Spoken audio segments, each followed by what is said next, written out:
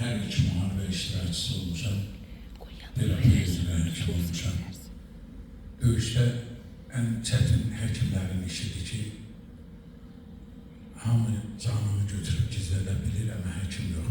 Çünki o çığıran yaralını oyub gedə bilmir. Mən burada bütün nə qədər şəhid analarımız, atalarımız var. Mən sizin qarşınızda baş əyirəm.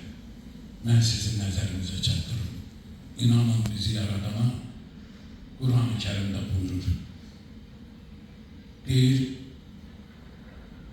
şəhid ruhu xatiri Allah ailəsindən olan 8 nəfərinin günahını bağışlayan 8 cüşəli bir işdə qəbul edilir.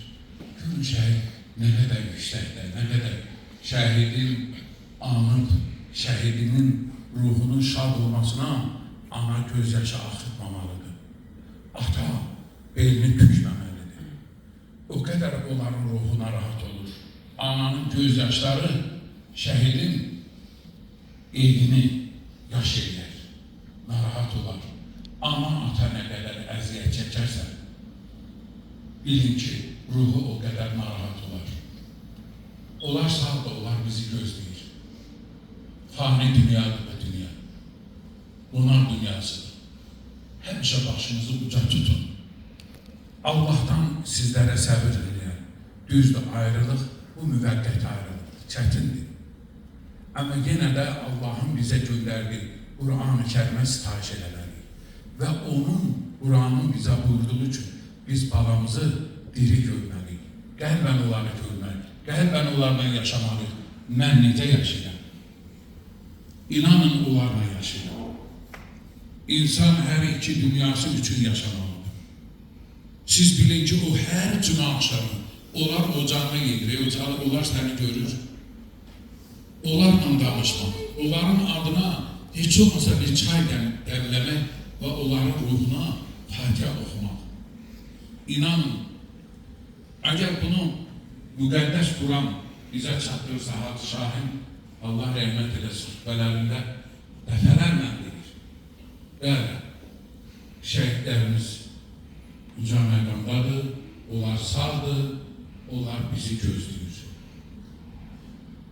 Deyir, vətəninin, xalqının, dininin, millətinin, torpağının uğrunda cihad edir.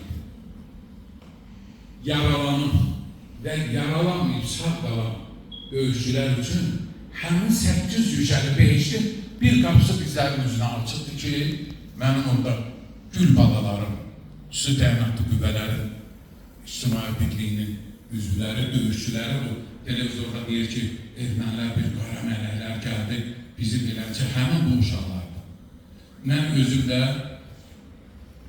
bizim xüsusi təyinatlı qüvvələri İctimai Birliyi Azərbaycan Respublikası Bəhruz müəllimin adından Gəncə Samux rayonunun xüsusi təyinatlı qüvvələri İctimai Birliyinin sədri Nemət müəllimin və Maminə Elçin müəllimin adından Yerenboy rayon xüsusi təyinatlı qüvvələrin İctimai Birliyinin sədri Valeh müəllim və mavini mən Kərbəlayı İlqar və eləcə də mənim burada oturan Novruz qardaşımdır.